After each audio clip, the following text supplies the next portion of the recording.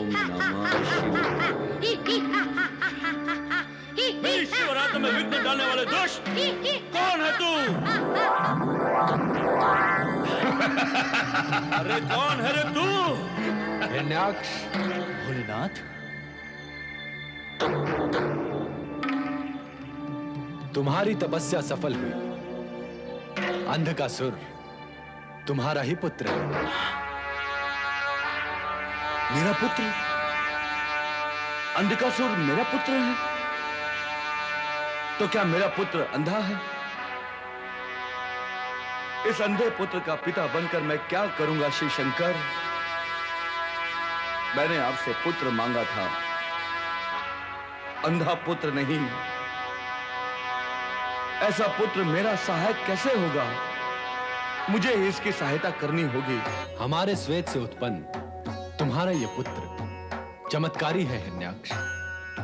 तुम्हारा स्पर्श करते ही यह बालक से पूर्ण युवा हो गया है। अब इसके स्पर्श मात्र से तुम्हारी छिपी हुई सारी शक्तियां प्रकट हो जाएंगी।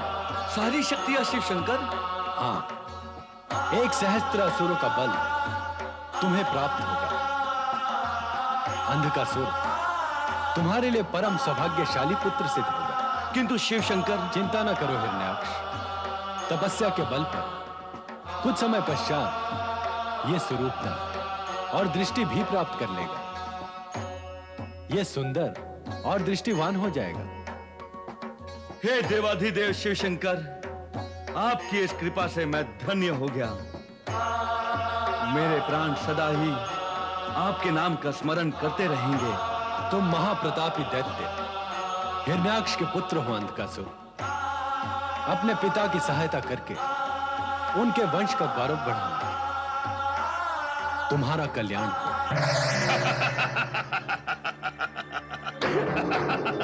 पिता हिरण्याक्ष, आप कहां हैं? मैं आपको अपने कंधे पर बिठाकर इच्छित स्थान पर पहुंचा दूंगा। पुत्र, तुम तो देख भी नहीं सकते, फिर मुझे कैसे पहुंचा सकोगे? आप मेरी आंखें बनेंगे पिता हिरण्याक्ष। आइए, मेरे कंधे पर बैठ जाइए।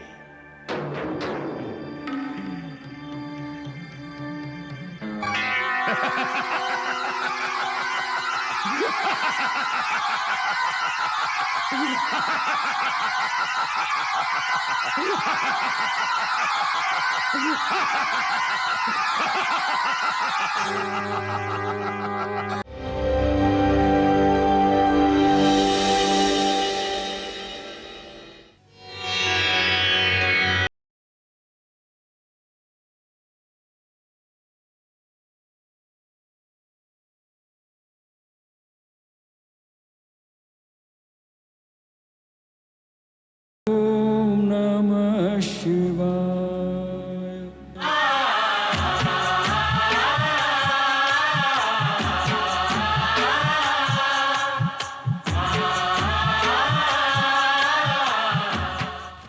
मैं ओंकार देव हो अथवा दानव, गंधर्व हो अथवा मानव, प्रकृति के नियम सभी के लिए समान है।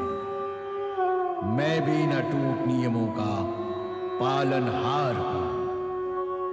मैं ओंकार हूं। माता पार्वती एक दिन भगवान शिव से प्रश्न करती हैं कि बहुत समय से नारद कैलाश पर नहीं आए। तभी नारद वहां प्रकट होकर भगवान शिव से हिरण्याक्ष व हिरण्यकश्यप की भयावहता से आतंकित होकर प्रश्न पूछते हैं, जिसका उत्तर भगवान शिव यही देते हैं कि अत्याचारों की चरम सीमा आने पर इनके नाश के लिए अवतार प्रकट होंगे।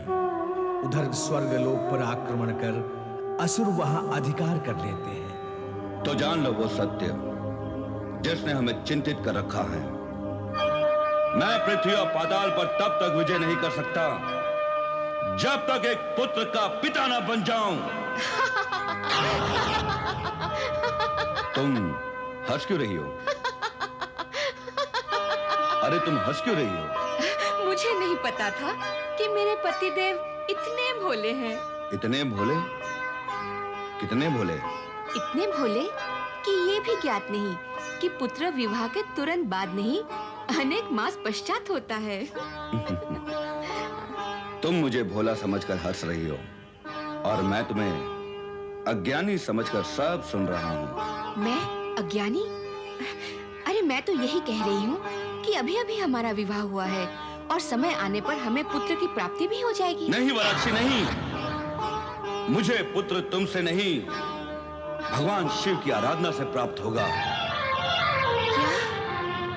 हाँ, हमारे पिता प्रजापति कश्यप और देवर्षि नारद दोनों ने यही कहा है कि पुत्र प्राप्ति के लिए मुझे शिव आराधना करनी ही होगी। यदि ऐसा है तो आपको अवश्य ही अपनी मनोकामना पूर्ण करने के लिए शिव आराधना करनी चाहिए। पिताश्री और देवर्षि नारद के वचन असत्य तो नहीं हो सकते। किंतु वराक्षी, एक चिंता प्रश्न चिन्ह बनकर मेरे सामने है। तुम्हें छोड़कर शिव आराधना के लिए जाऊं तो तुम्हें कैसा लगेगा? वैसा ही लगेगा जैसा उस पत्नी को लगता है जो अपने पति के मंगल कार्य में बाधक नहीं बनती। और मैं भी आपको रोककर आपकी शिवाराधना में बाधक नहीं बनूंगी। मैं यही सोचकर चिंतित था कि विवाह के तुरंत बाद तुम्हें इस प्रकार छोड़कर आराधना के लिए जाना क्या उचित होगा? शिव के समीप जाने में अनुचित क्या? वो तो सर्वोपरि हैं। उनके आगे मैं और अन्य नाते सब छोटे हैं। आप सहर्ष जाएं स्वामी। इतना बड़ा निर्णय लेने से पूर्व मुझे माता पिता से परामर्श करना ही होगा। मेरा विचार है वे भी आपके हित में ही परामर्श देंगे, कारण आप प्रभु भक्ति और आशीर्वाद हेतु उनकी शरण में जा रहे हैं। नहीं, मुझे स्वीकार नहीं। माता, पिताश्री की भविष्यवाणी के अनुसार पुत्र प्राप्ति के बिना मेरा विजय अभियान सफल नहीं हो सकता और पुत्र प्राप्ति बिना तपस्या के नहीं हो सकती। इसलिए मुझे तपस्या के लिए जाने की अनुमति दे माता। मैं देख रही हूँ ऋषिवर, मेरे प्रतापी पुत्रों को भ्रमित कर अब आप मौन साधे खड़े हैं। नहीं माता, नहीं। पिताश्री को दोष क्यों दे रही हो? ऐसी भविष्यवाणी तो देवर्षि ने भी की थी। पिताश्री हो या देवर्षि, सब दूसरों को श्रीहीन करने का प्रयत्न करने में लगे रहते हैं। देवर्षि नारद तो है ही देवताओं का मित्र और हमारा शत्रु, और अब तुम्हारे पिताश्री भी। क्या कहूं, उस नारद ने तो हम दैत्यों के साथ सदा ही छल कपट का व्यवहार किया है। मुझे तो उसकी भविष्यवाणी में भी कपट दिखाई देता है। उत्तेजना में देवर्षि नारद को अपशब्द कहकर तुमने उचित नहीं किया। स्वार्थ और मनोकामना के पूर्ण न होने से सभी प्राणी अपना दोष न देखकर दूसरों पर ही दोषारोपण करते हैं। फिर न कोई पति को देखता है, न पिता, पुत्र और देवता को। तुम भी भूलकर वैसा ही करने जा रही हो। नारद तो सदा सभी प्राणी मात्र के हित और परोपकार के लिए प्रवृत्त रहते हैं। ओम नमः शिवाय, ओम नमः शिवाय। प्रणाम माता।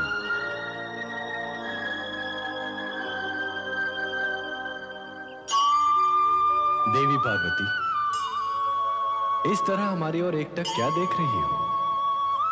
देवाधिदेव, आप तो आशुतोष महेश्वर के रूप में प्रसिद्ध हैं।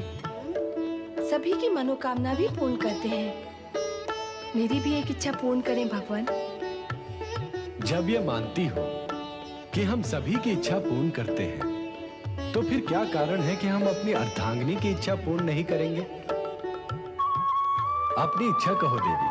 आज मेरी इच्छा गगन विहार करते हुए आनंद कानन काशी जाने की हो रही है। कैलाश के समान काशी भी तो आपकी प्रिय और निवास नगरी है। वहाँ असंख्य शिव भक्त आपके प्रत्यक्ष दर्शन के लिए लालायित रहते हैं। आपको उनकी भक्ति और कामना का भी समुचित प्रतिफल देना चाहिए। अवश्य। चलो देवी, हम तुम्हारी इच्छा पूर्ण करने के लिए तत्पर हैं। किंतु स्वामी, नंदी और शिवगण को हमारे विहार की सूचना भी तो देनी होगी। इसकी आवश्यकता नहीं है।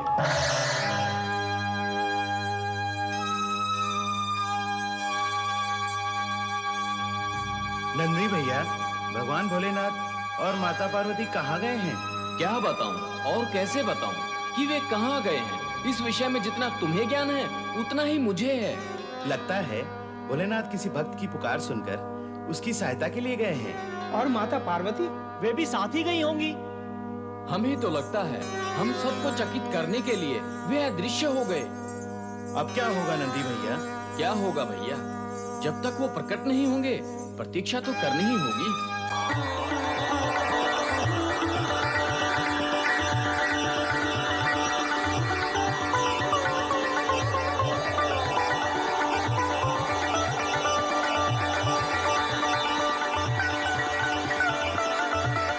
स्वामी, क्यों ना हम काशी पहुंचने से पूर्व मंदराचल पर्वत पर कुछ समय के लिए विश्राम कर लें? अवश्य, हमने निश्चय कर लिया है कि तुम्हारी हर इच्छा का सम्मान करेंगे।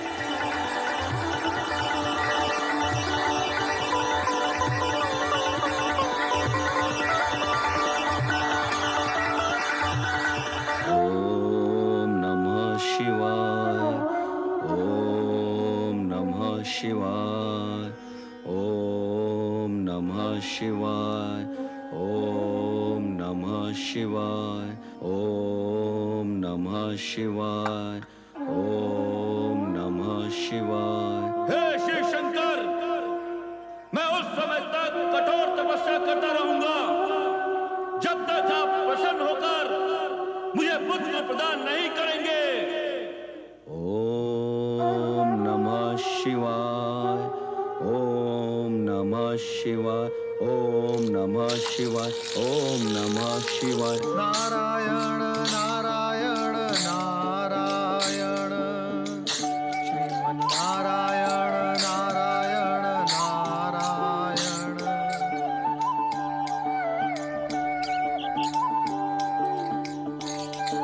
ओम नमः शिवाय, ओम नमः शिवाय, असुरराज हिरण्याक्ष, नारायण नारायण। हे भोलेनाथ, धन्य है आप और आपकी लीला धन्य है। ये प्रकट सत्य है कि आप हिरण्याक्ष की तपस्या से प्रसन्न होकर उसे पुत्र अवश्य देंगे, किंतु वो पुत्र कहां से आएगा, कैसा होगा, क्या करेगा, ये सत्य आपके अतिरिक्त भला कौन जान सकता है।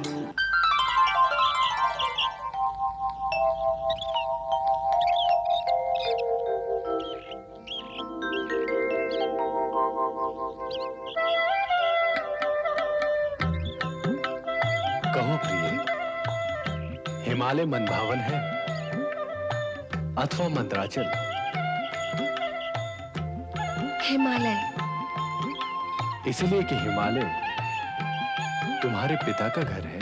इसलिए कि वहां पर मेरे पति का तप स्थान है, घर है, और पति का घर अपना घर होता है।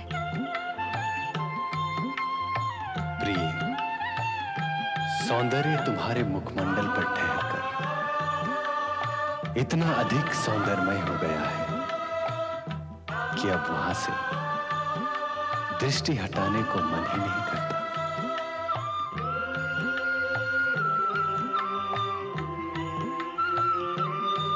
तुम्हारे ये दो सलोने नयन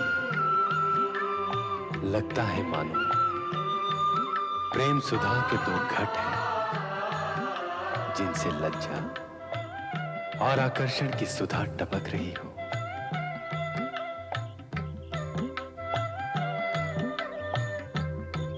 तुम्हारे ये रसीले अधर मानो फूल की दो पंखुड़ियां हो, जब बोलती हो तो लगता है मानो पुष्प झड़ रहे हैं।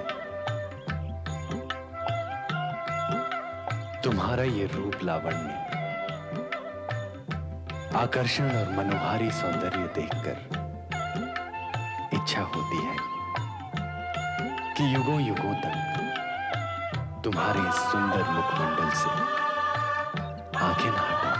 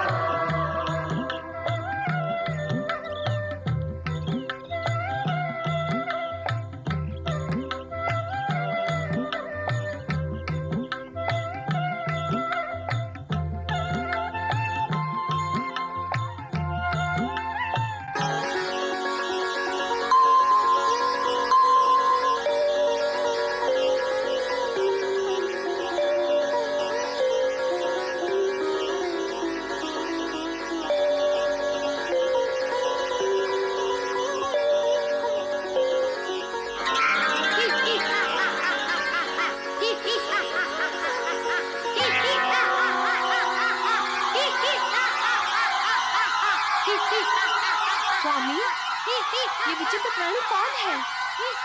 इसकी विचित्रता भी तुम्हारी ही लीला का परिणाम है देवी। मेरी लीला? मेरी कैसी लीला? तुमने हमारी आंखें बंद कर ली, तब यह प्रकट हुआ। इसलिए अंधा तो इसे होना ही था।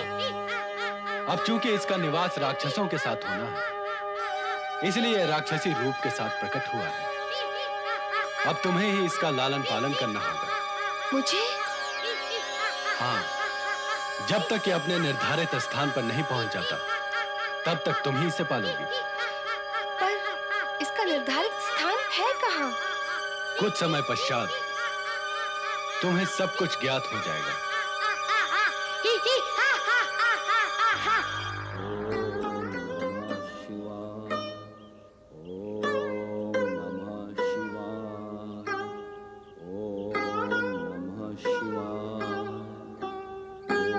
ये कौन भक्त आपको पुकार रहा है स्वामी? वही हिरण्याक्ष पुकार रहा है, इस बालक का पिता। क्या? हाँ देवी, ये अंधक उसी का पुत्र बनेगा।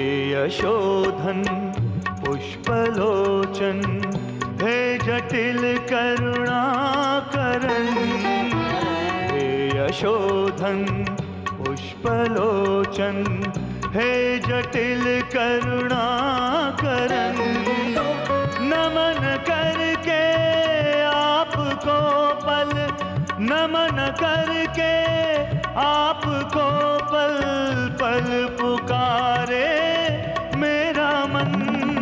ओम डमरू धारिणे नमः, ओम डमरू धारिणे नमः, ओम डमरू धारिणे नमः, ओम डमरू धारिणे नमः।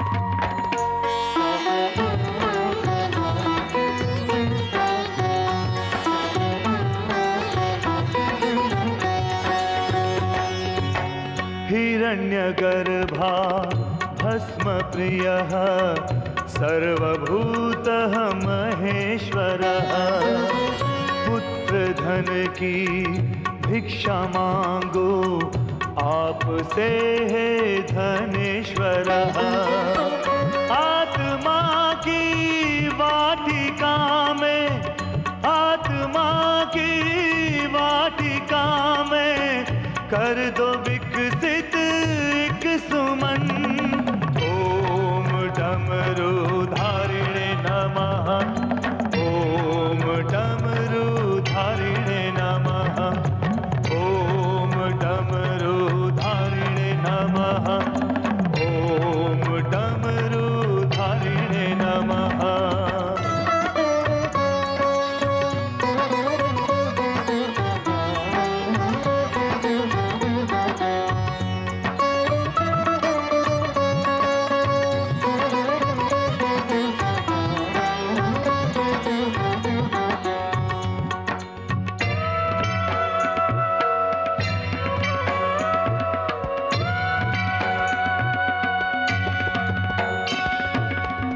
भूतपालः कालपक्षः निरहङ्काराय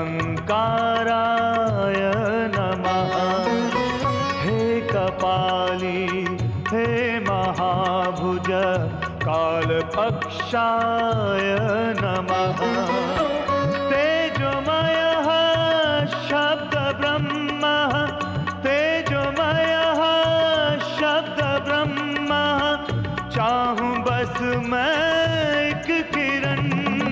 ओम डमरू धारिणे नमः, ओम डमरू धारिणे नमः, ओम डमरू धारिणे नमः, ओम डमरू धारिणे नमः।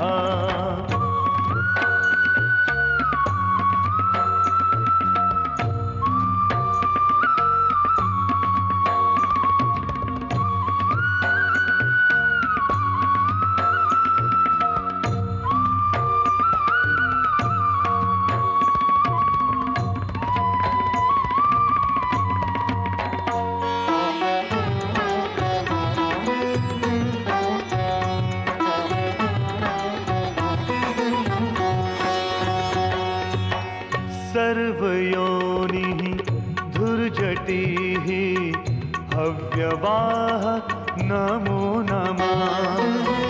नीलग्रीवः सहस्रबाहो यज्ञश्रेष्ठः नमो नमः। आप ही में धरती अंबर, आप ही में धरती अंबर, जल अगन चलती पवन।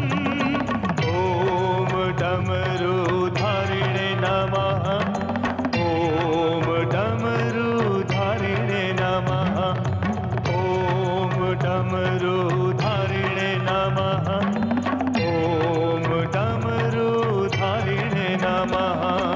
हे यशोधन पुष्पलोचन, हे जटिल करुणाकरण, नमन करके आपको पल, नमन करके आपको पल पल पुकारे मेरा मन।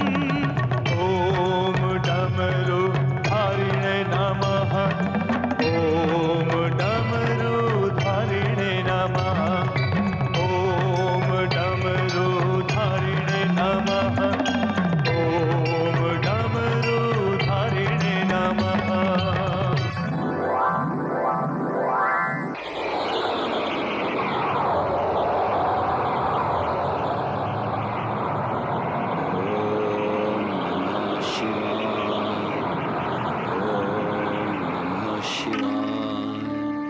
ओम नमः शिवाय, ओम नमः शिवाय, ओम नमः शिवाय, ओम नमः शिवाय।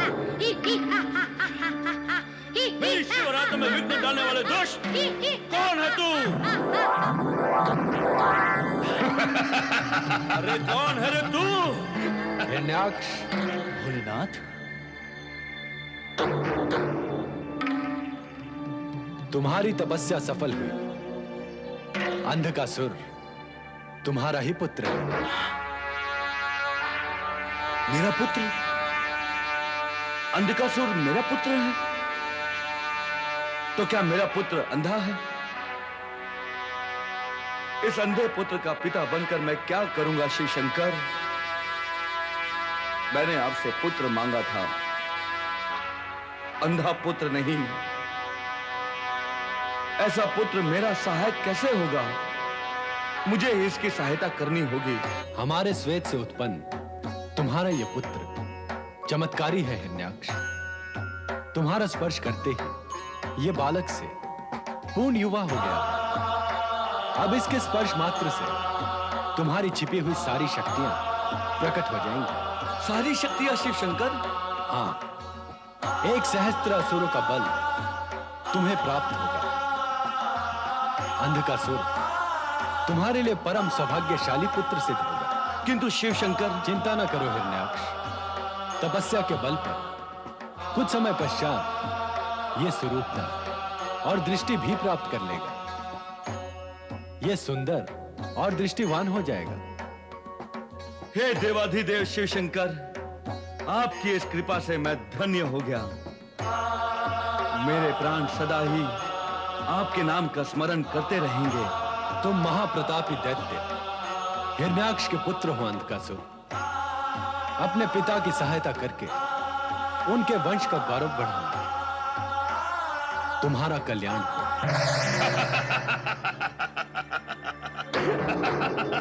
पिता हिरण्याक्ष, आप कहां हैं? मैं आपको अपने कंधे पर बिठाकर इच्छित स्थान पर पहुंचा दूंगा। पुत्र, तुम तो देख भी नहीं सकते, फिर मुझे कैसे पहुंचा सकोगे? आप मेरी आंखें बनेंगे पिता हिरण्याक्ष। आइए, मेरे कंधे पर बैठ जाइए।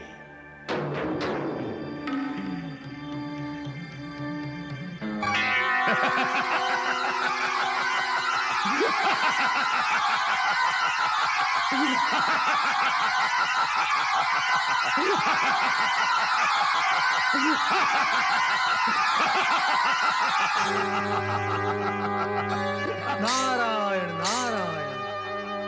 हे त्रिकालदर्शी, आपने हिरण्याक्ष को अंधा पुत्र दिया, किंतु वो भी ऐसा बलवान दिया जिसका सामना अब जगत में कोई नहीं कर पाएगा।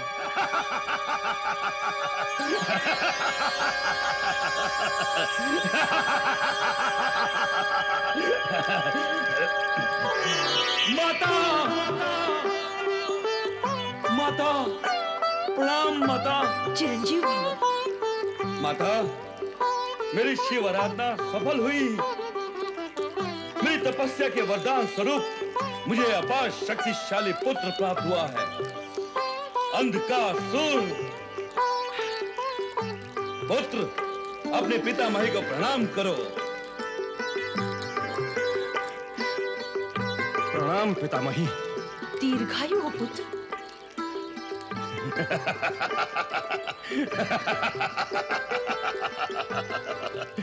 पिता हिरण्याक्ष, आप मेरे स्पर्श से अतुल शक्तिशाली हो चुके हैं।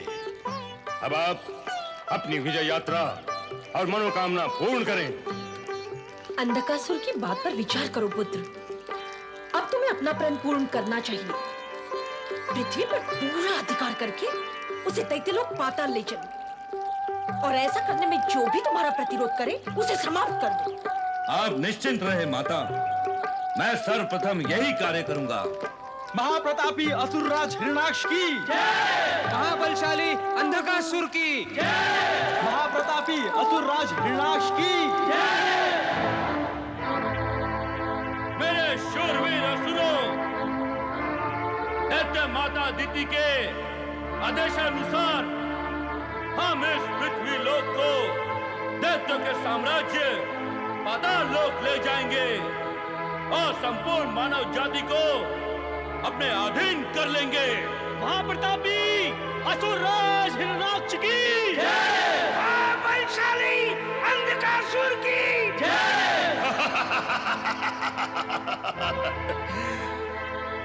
हमें सभी को समाप्त करके दैत्यों के यश को बढ़ाना है।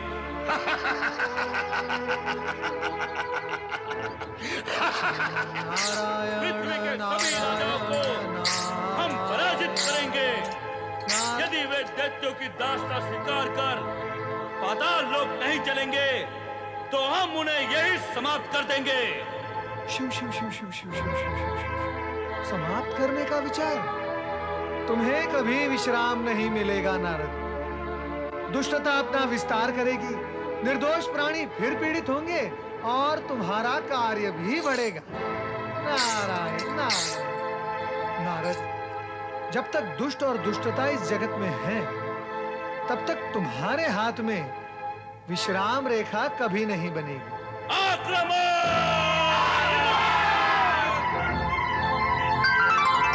नारायण नारायण।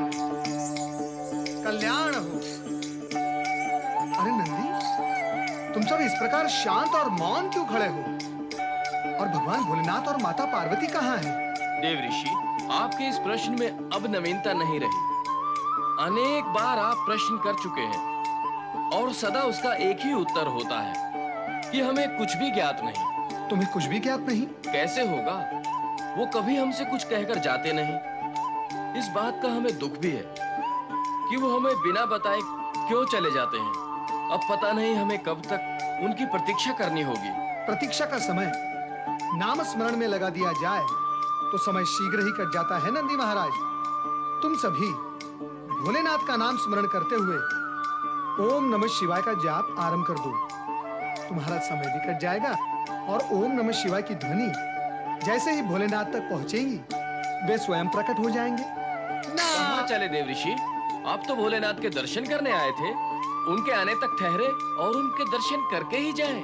नंदी महाराज, मैं यहाँ भोलेनाथ के दर्शन करने नहीं, एक चिंताजनक समाचार लेकर भोलेनाथ के चरणों में आया था।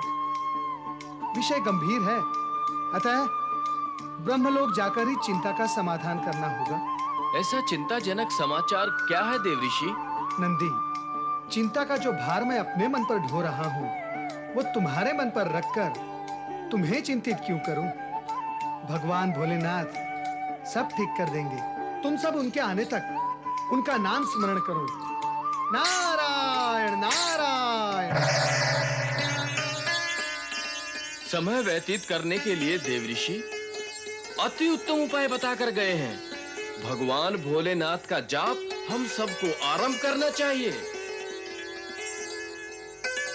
ओम नमः शिवाय, ओम नमः शिवाय, ओम नमः शिवाय, ओम नमः शिवाय, ओम नमः। देवर्षि नारद की प्रेरणा पर नंदी तथा अन्य शिवगण भोलेनाथ का स्मरण करने लगे तो दूसरी ओर अंधकासुर व उसकी असुर सेना महाबली हिरण्याक्ष की इच्छा पूर्ति के लिए धर्म व आचरण में विश्वास रखने वाले निरीह प्राणियों को आतंकित करने लगे।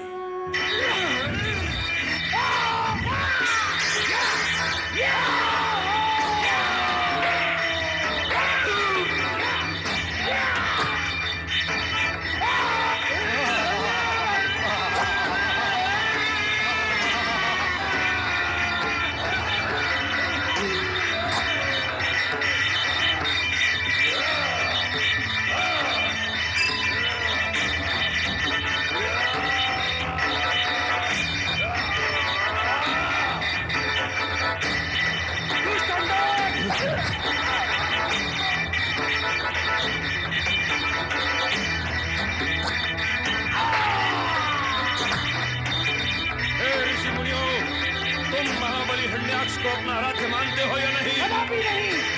भगवान शिव के अतिरिक्त अन्य किसी को हम अपना आराध्य नहीं मानते। समाप्त कर देता हूं ऋषि मुनियों को।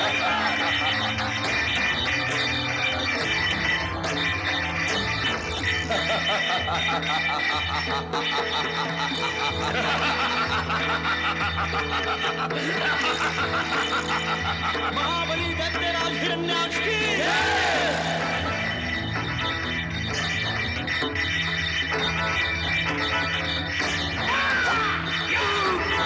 महाबली दैत्यराज हिरण्याक्ष की महाप्रतापी महाबली दैत्यराज हिरण्याक्ष की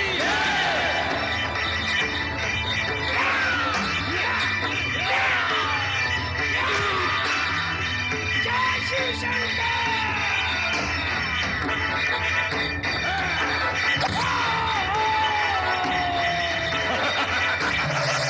क्या विचार कर रहे हैं प्रभु?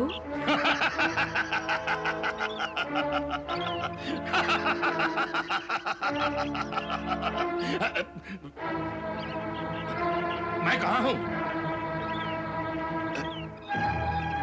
कहाँ हूँ मैं? अंधकासुर, तुम मंदराचल शिखर पर हो और तब तक यहां रहोगे जब तक कृतज्ञ हिरण्याक्ष अपने पापों का परिणाम भुगत नहीं लेता। आप क्या होता है? वही जो तुम और हिरण्याक्ष कर रहे हो। हमारे श्वेत से उत्पन्न तुम दैत्य हिरण्याक्ष के साथ मिलकर आसुरी कृत्य करते हुए निर्दोष प्राणियों और धर्मात्माओं पर अत्याचार करो, यह ना हमें स्वीकार होगा ना सहन। लगता है शिव बोल रहे हैं। तो सुनो शिव, आप मेरे जन्मदाता नहीं हैं। मेरे पिता दैत्य हिरण्याक्ष हैं। अब मैं दैत्य हूं, केवल दैत्य। शिव के साथ मेरा कोई संबंध नहीं। प्रभु, अब इसका क्या होगा? अब यह तब तक अचेत रहेगा जब तक हिरण्याक्ष का पाप अपनी अंतिम सीमा तक नहीं पहुंच जाता। रुद्रावतार शिव ने अपने शक्ति संकेत से अंधकासुर को अचेत कर दिया, किंतु महाबली हिरण्याक्ष निरंतर पृथ्वीवासियों पर घोर अत्याचार करता रहा। उसके कुकृत्यों से पृथ्वीवासियों के अतिरिक्त देवगण भी आतंकित हो उठे। इन समस्त समस्याओं के समाधान के लिए देवर्षि नारद ब्रह्मलोक में पधारे। नारायण नारायण नारायण।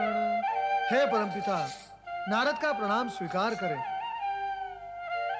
हे परमपिता, आप निश्चिंत होकर यहाँ ब्रह्मलोक में बैठे हैं। तो क्या तुम मुझे चिंतातुर स्थिति में ब्रह्मलोक से कहीं बाहर देखना चाहते हो? नहीं नहीं, मेरा यह आशय तो नहीं था। तो फिर तुम अपना आशय स्पष्ट करो नारद। परमपिता, आपसे एक कटु सत्य छिपा तो नहीं है कि दीति पुत्र हिरण्याक्ष ने वरदान में भगवान भोलेनाथ से पुत्र के रूप में भयानक दैत्य अंधकासुर को प्राप्त कर लिया है। आगे कहो नारद। आप तो ये भी भलीभांति जानते होंगे परमपिता कि उसने पृथ्वी और पृथ्वीवासियों पर घोर अत्याचार करके उन्हें अत्यंत पीड़ित किया है और पृथ्वी पर विजय प्राप्त कर उसे पाताल लोक में ले जाने की तैयारियां भी कर रहा है। तो आप उसे रोकने का कोई उपाय क्यों नहीं करते परमपिता? नारद, तुम्हारे ऐसे ही कुछ प्रश्नों का हम बार बार एक ही उत्तर दे चुके हैं कि पूर्व निर्धारित विधान के विरुद्ध हम कुछ भी नहीं कर सकते। कुछ भी नहीं? हाँ नारद, स्वयं भगवान शिव तुम्हें सत्य स्पष्ट कर चुके हैं कि जब तक हिरण्याकश्यप और हिरण्याक्ष के अत्याचार अपनी चरम सीमा तक नहीं पहुंचते, उन्हें दंडित नहीं किया जा सकता और तब तक अवतार भी प्रकट नहीं हो सकते। तुम तो जानते ही हो नारद कि ये दोनों राक्षस अवतारों के प्रकट होने का कारण बनेंगे। अधर्म की अंतिम सीमा समाप्त होते ही धर्म का क्षेत्र प्रारंभ हो जाता है। इसलिए नारद, तुम व्यग्रता और चिंता को त्याग कर उचित समय की प्रतीक्षा करो। रक्षा करें परमपिता, रक्षा करें, रक्षा करें परमपिता। परमपिता, हिरण्याकश्यप ने स्वर्ग पर अधिकार प्राप्त कर हमें वहां से पलायन करने पर बाध्य कर दिया। हम आपकी शरण में आए ब्रह्मदेव, हमारी रक्षा करें। देवराज, संकट के समय ही धर्म और धैर्य की परीक्षा होती है। आप पर संकट आया है, इसे धैर्य के साथ झेलें।